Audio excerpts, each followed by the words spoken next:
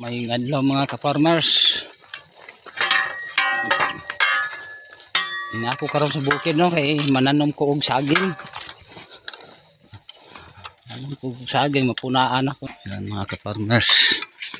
Tabangan ko sa kong misis mag-lipron kay ano daw. Di na maapas.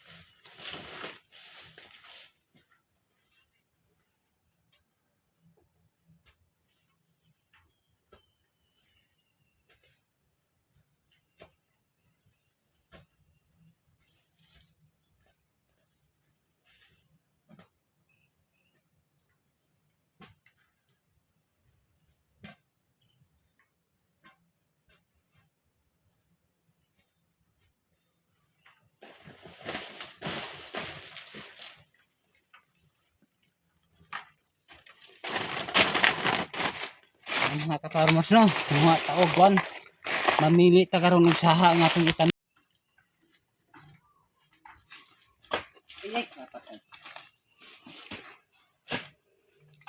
Mga ka-farmers, buhat tag saha kay atong itanom. Ato lang wan kay samtang ting ulan-ulan pa. Ani di ko mahukat mga ka-farmers no. Bukat ako sabi kay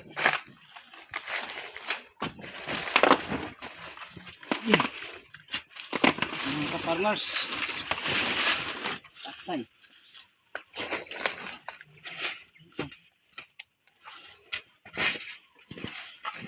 tabunan din na to kuman kaya na ito dahon ngunit tama kay mga ka-farmers kay gitawag nila og kandila, kinandila pareho, munani ang style oh. Muna mo diretso lang kabuhi.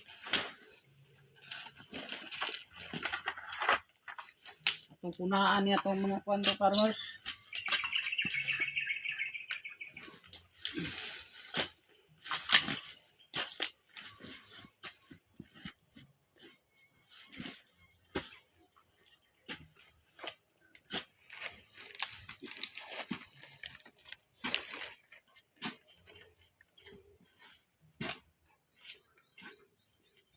Ay mga ka-farmers, ngayon ang style ani mga ka-farmers kung asa nimo gusto ang yatubang ang mga saha, kung diri nimo gilukat dito nimo kuan kay mga saha padulong ra dito. Kung gusto man ako sa padulong dito, ani na ko mga ka-farmers, yatubang na ko dito. May sabunan.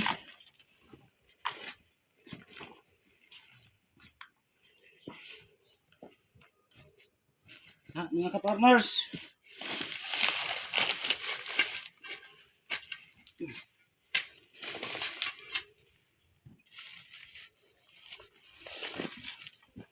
kung ikuan ni pakadili ma tumbang no. Yung ana ang diskarte na ko pag pananom mga ka-farmers. Lo mga ka-farmers, ano no, nakatanom na day kog saging. Ako mga nakatanom ko mga pila ka punuan, so ugma na to mga ka-farmers. Ugma na po na to tiwason. Sunod na po, medyo alanganin man ang panahon. Ano ko mga ka-farmers para sa ana. Dati na ko ni may isang mga ka-farmers pero ako lang ginanyayan og kanang tanong farmers kay ano. Nakatanom dahil tag mga pila ka punuan karon mga ka-farmers no. 16 ka punuan. So ugma na pod. Wala pa may mga hilang kay diha mga ka-farmers sama ano. So na siyang tamnan. O dahil natong sagingan mga ka-farmers. diha mga bagong tanom pero hapit na siya magbunga mga ka-farmers. Yan, tama dito. Na ito mga sagingan mga ka-farmers. So katong nagasuporta sa ako ang mga ka-farmers video na utuntag nga magustuhan ninyo ang mga diskarte ang akong pakita sa inyo ha. Utuntag nga inyong masuportahan para sa among mga ka-farmers. Daghang kay salamat. Bye bye.